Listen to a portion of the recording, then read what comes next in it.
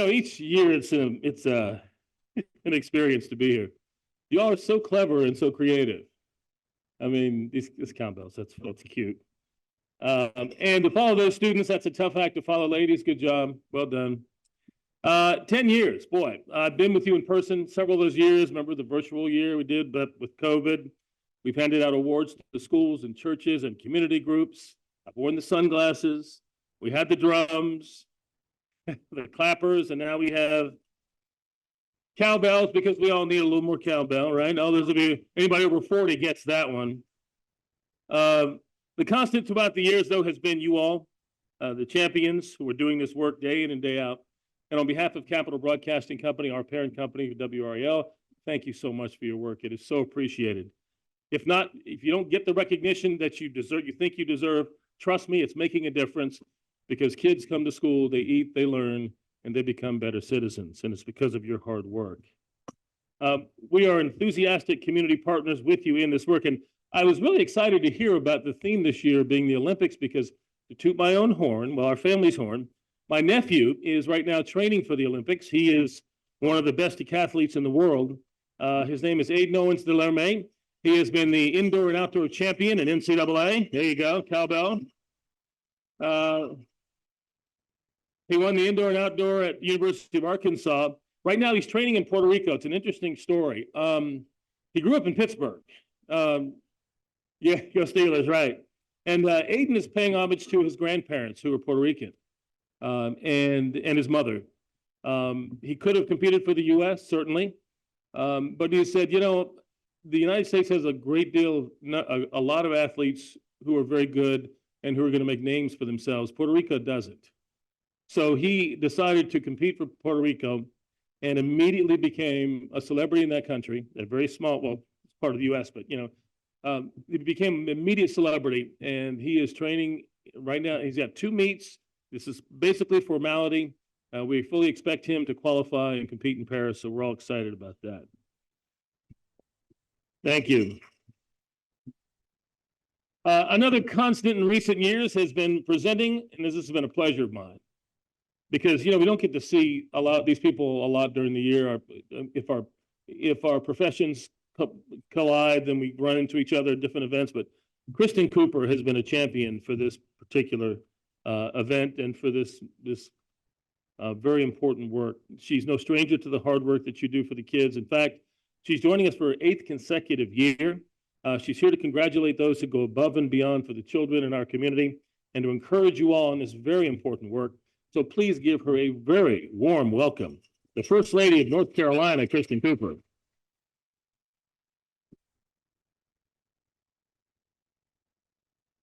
Thanks, Gerald. Good morning, child hunger leaders. Thank you for inviting me to celebrate the work you do year-round to ensure that our state's children have bright futures. I'm proud to say that I have participated in this conference each of the 8 years that I have been First Lady of North Carolina. So I think it was remote one time, but during that time I visited schools statewide to see innovative programs such as breakfast in the classroom, second chance breakfast, hosted child nutrition leaders at the roundtable discussions at the Executive Mansion, met with creative high school students who are coming up with new ways to fight hunger, packed meals with the food bank along with Governor Cooper, represented outstanding award winners here at the conference, and helped spread information about nutrition resources for kids during the summer months and during the pandemic. And last year, Gerald and I hosted an awesome and memorable game show on this stage. And some of y'all got really competitive, I say. But I'm thankful for the ways I've been able to engage with you, the nutrition security community. I'm also proud to say during my time as First Lady that my team and I have visited all 100 counties of the state. And while we've met people in need across the state, we've also met champions like you in every county working to meet those needs. So thank you for all the work that you do.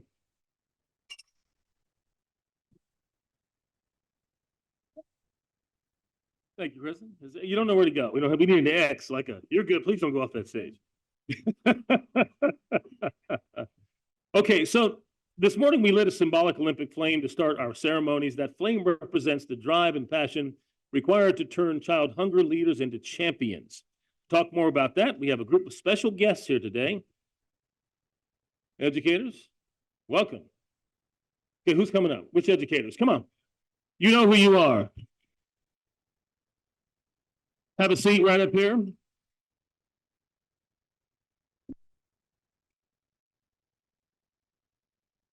Sure. We won't have a microphone. We'll just talk loudly. Okay. Where would you like Kristin to sit and me? Gotcha. All right. Very good. There you go. Do the math. All right. Come on in. Thank you. Hello. Thank you very much. This is cozy. Let's see. Okay, here we go. We're honored to have members of North Carolina's Teacher of the Year with us today. They are Kimberly Jones, raise your hand. Thanks. Shea Bolick, Teena Robinson, and Julie Pittman. We're going to start with Kimberly Jones, the 2023 North Carolina Teacher of the Year, who teaches at Chapel Hill High School. Kimberly, our first question is, what lit your flame as a champion for children? I think my own experience as a student in North Carolina public schools, seeing every day how imperative public schools and our teachers, our nutrition workers are to the well-being of all students.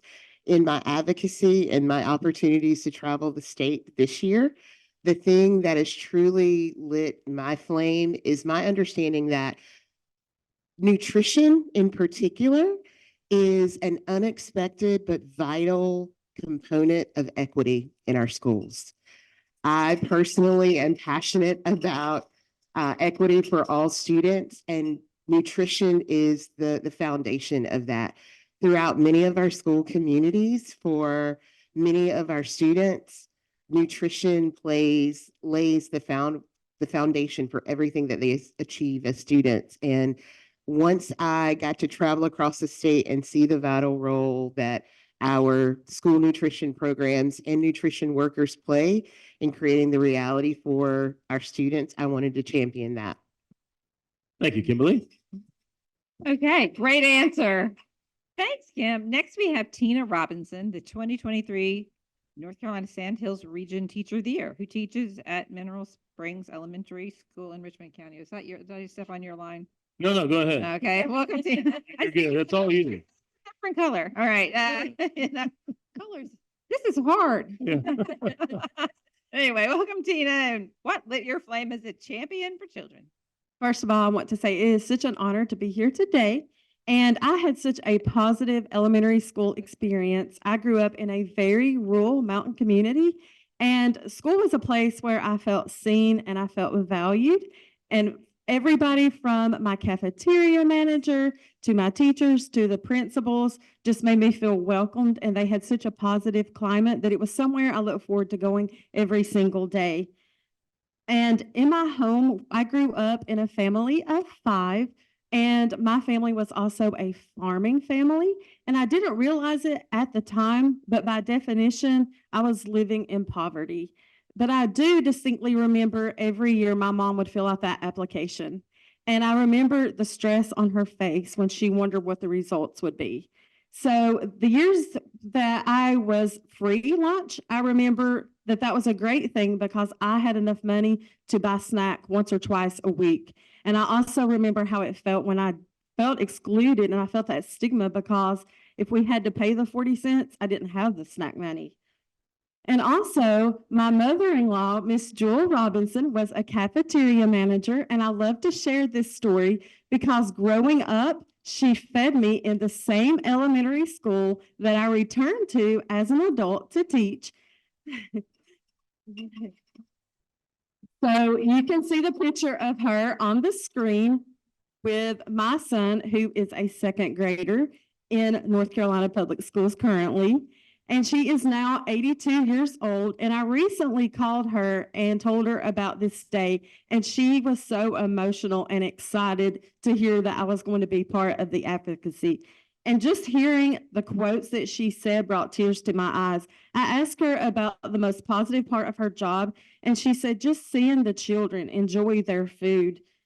And I asked her what the hardest part of her job was, and she said it was witnessing the financial need, that there were families who made just a little bit over the threshold to qualify. And she personally knew these families. She knew the ones who were making house payments or car payments or had multiple children in their household. And that was really tough for her to witness. So I say all that to say that nutrition workers can sometimes be overlooked, but she had an impact on my life personally. She knew every child and their interests, both inside and outside of school. She knew who ate their vegetables. She knew what their preferences were. And I even remember taking her to the doctor one time because her heart was in AFib and she was not at all concerned with her own medical condition. Instead, she was worried about the children at school. So that is such a legacy. Wow. Thank you. Thank you very much, Teena. Okay, Shea Bolick is the 2023 North Carolina Northwest Region Teacher of the Year. She teaches at South Caldwell High School. Shea, the same question. What lit your flame as a champion for children? So for a very long time, food insecurity has been something that keeps me up at night. From the beginning of teaching, I've been teaching 23 years. I've always struggled with watching kids, even I teach high school, so watching teenagers struggle with not having enough food to eat. And after 10 years of touring different places in Latin America, especially in Costa Rica, and doing food ministry there, I started looking at the way that they were doing food ministry and getting bags of food to families, not just in the schools, but in the communities as well. And noticing that that was something that maybe we could bring back to this area and to North Carolina. So I started a food ministry called Soul Good Food Ministry, where we were able to take bags of food door to door to families in Caldwell County and the southern end of Caldwell County. And it was interesting because at first people were, what's another food bank? Well, there were fabulous food banks and fabulous food that was being served to kids at school. But this was something different because for a lot of families, there's a struggle with having the gas to get to some of those places, or maybe it's pride to be able to go and ask for food and say what you need. And for this, it was a little bit of a bold initiative, but to go door to door and actually knock on families' doors and speak to them and build a relationship with them. I think relationship building is huge in a classroom and in lunchrooms. I think that it's important wherever you go to build relationships first.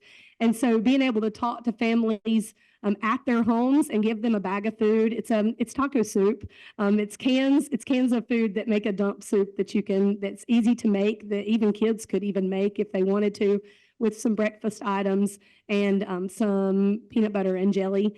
So those items are going around monthly. And the final thing that I just want to say that I'm proud of is during the pandemic, we were able to support schools with the food that was going out to children by putting those green bags on the buses too, and to take those to schools, to those parents and to those families so that they could have a warm meal during the week as well. So I think that it's important to be innovative with, there's so many neat ideas that are coming up today that people are sharing about.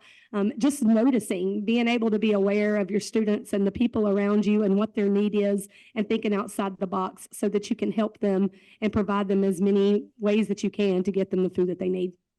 I have a quick question. I've never heard of the phrase dump soup. Was that a tough sell Dump soup. for a kid? I mean, no, they like it. Taco soup? It's called dump or taco. Dump soup. So if you said, Johnny, we're having dump soup today, No. and he look at you like, No, it's taco soup. I don't call it dump soup. okay. But you take the cans of food and you dump them together, Okay. and then it makes a delicious, Okay. safety-filled meal. Okay. Okay, Just so want to make sure. obviously you've never had dump cake. Who's had dump cake? Dump cake. Yeah? No? It's great. Okay. Well, I can't, I can look forward to that. we'll have to talk. I'll make it for you. We'll talk later. All right. Thank you, Shea. Next, we have Julie Pittman, the 2018 NC Western Region Teacher of the Year, who now serves as Special Advisor to the Superintendent on Teacher Engagement at NCDPI. Julie, please tell us what lit your flame as a principal and a champion for children. So I think what really lit my flame to become a champion for children actually happened at an event at the Governor's Mansion, where I was invited, along with the North Carolina Teacher of the Year for the state that year, Freebird McKinney, to come and be a representative of educators at a Breakfast After the Bell event that you were hosting. And all these legislators and superintendents and folks were standing up and talking about the importance of feeding our kids as part of the instructional day. And First Lady Cooper looked back at our table and said, well, why don't we really hear from the educators? Because I think they can probably speak to it a little bit better than we can. And Freebird pushed me out of my chair and I found myself standing up in front of all these people. And I talked about my story as a classroom teacher. I taught high school English in Rutherford County schools. And I had been teaching there for about 16 years. And I talked about how I had students in my classroom who couldn't learn because they were just not engaged in the classroom about 3 days out of the week. They'd come in and they'd be angry on Monday, and they'd be kind of settling down on Tuesday, and about Thursday they'd start being angry again, and Friday it was just a hot mess. And I realized I tried every possible thing that I could to try to get a hold on my classroom in this 4th period class. And I realized one day as I was walking around the classroom, and some of you've heard me say this before, but it sticks out in my mind as one of the most pinnacle moments of my teaching career. I saw an open backpack beside this one kid who was the rebel rouser of the classroom. And he had in that backpack a half-eaten hamburger and an open carton of milk that was wrapped up in a napkin, the hamburger was. And I saw my story in his face at that moment. That kid wasn't angry. That kid was hungry. And he didn't know where his food was going to come from that weekend. And I knew that as a child of a single parent in Johnston County, my friend Dana back there in the back, as a single parent. My mom was a classroom teacher. She was a 2nd and 3rd grade teacher at Princeton School in Johnston County with 2 kids, and 1 in daycare and 1 in elementary school, that sometimes there was more a week at the end of the paycheck. And so we struggled, but luckily we had a great community that lifted us up and helped us. And I loved my lunch ladies. And I have my favorite meals, and I try to tell all my schools that I visit what it is.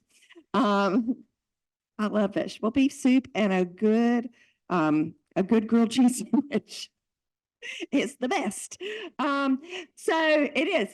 And so when I stood up and told that story and talked about how my school was a CEP school, and that our community eligibility provision allowed my students to be able to eat breakfast and lunch at no cost every day, no matter what their socioeconomic background was. Once that happened, the discipline went down. Once that happened, our test scores rose. Once that happened, our kids were able to come to class and leave some of their baggage behind, not all, but some, because they knew that they were going to be fed. They were going to be fed in their bellies. They were going to be fed in their hearts. They were going to be fed in their minds. And when you feed our kids, body, mind, and soul, then they can grow. And I think at that moment, I really realized I had a community of people who were really wanting to make this work in our state. And I just thank you, First Lady Cooper, for inviting me off the cuff to speak, and then be able to have a platform to really talk about why it's important that we feed our kids. Thank you, Julie. What a wonderful story. All of y'all. Fantastic. Okay, this is your line. Yeah. Yes. In keeping with the Olympic flame symbolism, the second question we have for you is, what keeps your flame burning as a champion for kids? So, Kimberly, you're up now. My students keep my flame burning every day. I have the opportunity to do my small part in contributing to what their futures will look like. But I know that I stand in the company of incredible colleagues, from my fellow teachers to our school nutrition workers, who are standing in the gap for other people's children, because we know that they are, in essence, all our children. We don't show up every day for other people's kids. We show up for our kids. These are the young people who are going to build the futures that we will grow old and pass on to our kids. I also keep my flame burning because I understand that, as the pandemic has shown us, the solutions are there. We have implemented solutions that changed the game. We cannot afford to go backward. When we close the gap for our kids, when we stand up and make change happen, reverse is not an option. Our only goal, our only option is to keep the flame burning. I'm really fortunate to work in a community that prioritizes school nutrition through incredible public-private partnerships like the one we have with Porch. And I also realize that in nutrition, it's not just that our kids eat, it's what our kids eat. I'm in a really high achieving district. Every day I see my kids, I walk through the halls at lunch. There's a quantifiable difference between a kid who brings a bento box from home and a kid who's eating hot Takis and drinking Mountain Dew. It's not about access to food. It is about nutrition. And every day our school nutrition workers help our kids to get the actual food, the fuel they need to achieve, to grow, and to thrive. And that's what keeps my flame burning. Thanks. All right. Thank you, Teena. Very important distinction. Very important. Julie, you've moved from the classroom to the Department of Public Instruction. What keeps your flame burning? Well, I was really lucky after that chance encounter at the governor's mansion to meet Dr. Lynn Harvey and our great folks from the Carolina Hunger Initiative and No Kid Hungry. And after that year of really working in Western North Carolina as a voice for what we were doing in order to feed our kids, I was offered an opportunity to work as a teacher on loan with No Kid Hungry North Carolina. And be an education outreach manager, because we were finding that a lot of the barriers to our kids being able to get food as part of their school supply and part of their instructional day were adult issues, not kid issues. And so as a teacher, I could talk the teacher talk about how to be able to get those kids meals. During that time, I was able to work with several of the candidates who were running for state superintendent, and I met our current superintendent, Catherine Truitt, in order to really try to make school meals be a part of their platform and understand how important school meals are as a school resource, as a school supply. And she, when she was elected, said, I'd really like for you to come and do exactly what you're doing and expand the work that you're doing. And so I've been able to work with fine folks like these teachers here and others in the audience, as well as superintendents and principals, to look at how we are caring for our kids.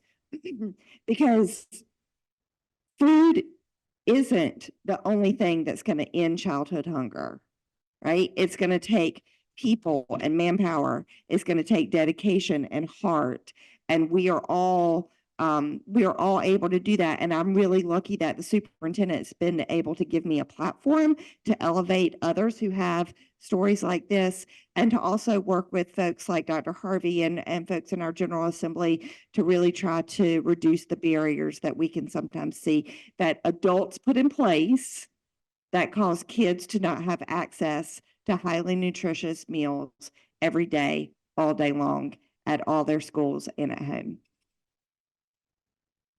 All right. Thank you, Julie. Next, Teena, we turn to you for your perspective. How do you keep your flame burning in the classroom and beyond? I keep my flame burning because I had so many people in my life who were champions for me. And like I mentioned before, it was everyone from the custodians to the cafeteria staff to the teachers. My experiences growing up were very limited. My family did not have the money to travel. And as a matter of fact, I never saw the ocean until I was 21 years old. So being a young girl from the mountains, this is actually quite common. So from the mountains to the Sandhills, where I now teach, I have found some differences, but there are more things in common than I ever dreamt. Children are hungry all across the state. Children need resources, and children do not have a lot of experiences. So there are kids that I see now in Eastern North Carolina who have never seen the ocean. They have a reading passage in front of them, and they cannot make a connection to it because they've never seen snow. They've never seen a mountain. So it is up to us to be very intentional when we educate our children and to understand that their circumstances do not have to dictate their outcome. I want to be a role model and show my children as well. I want to show them my background and the obstacles that I've overcome and be an inspiration that they can do the same. Education was a way out for me. I am a first-generation college student, and I can distinctly remember when I was in elementary school, I was going through all the books in the library. So I would beg my older brother who was in high school to go check out books for me. And although I did not have the experiences of travel, I traveled through the plots and characters in the books that I read. So the way I keep the fire still burning as well is I try to ignite the love of learning in my classroom by making my lessons engaging, by making my students want to get up and get on that bus and get to school every day. It starts first with relationships. Once you have those relationships, you are the kids' safe place. The children will come to you and say, Miss Robinson, did you pack an extra snack in your lunchbox today? And I've had that to happen more times than I can count. And you know who needs that extra snack, and you make sure you pack it. You keep the fire burning by sending in extra snacks with your child for their entire classroom. Maybe you send in extra money for the book fair, And my mother-in-law, which I showed you earlier, still has that same passion, and she still offers to send in snack money. It breaks her heart to know that some kids don't have money for their snacks or for the book fair. She saw the inequities that happened every single day. So it looks different for every person. Within the school, like I said, it's donating. You can start can drives within your classroom. Maybe it's being intentional and volunteering at church, but it's just showing up and creating those relationships. And I believe that food also communicates love.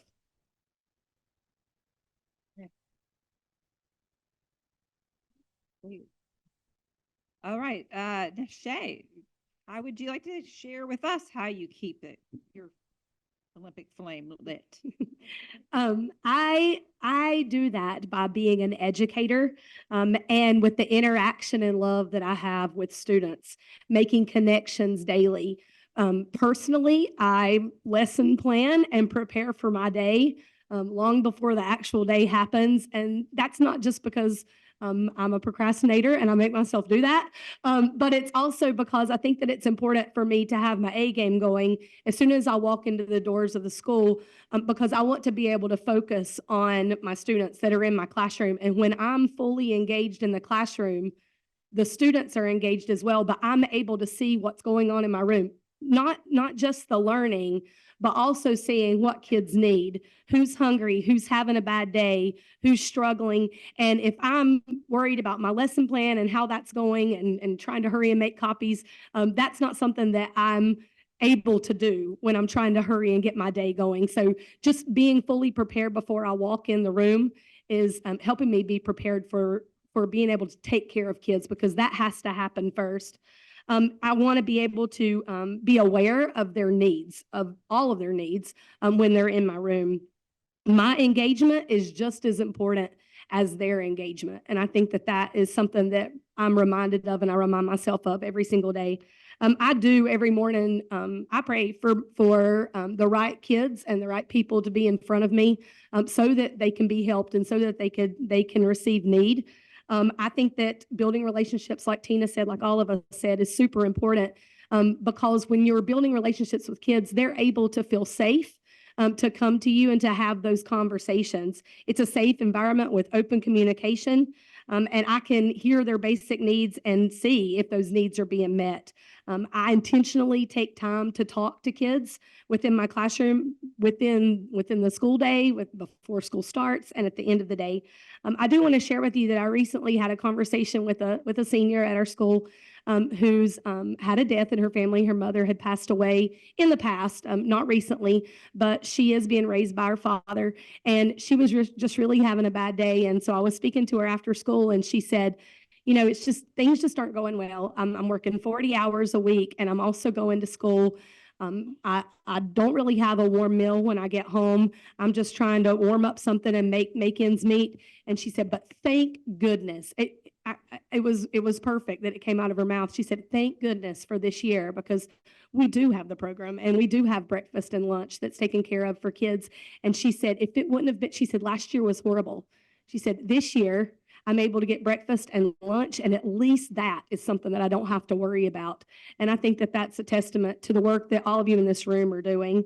So I think that just keeping my flame burning is by being open eyes and ears for students, being prepared for my day. I do think that it takes a village to raise a kid, and I'm thankful for the people that are helping raise mine, and I'm thankful to be a part of the community that's helping raise the children in my classroom. All right. Thank you so much for those compelling reflections, all of you. Let's give a big hand for our outstanding educators.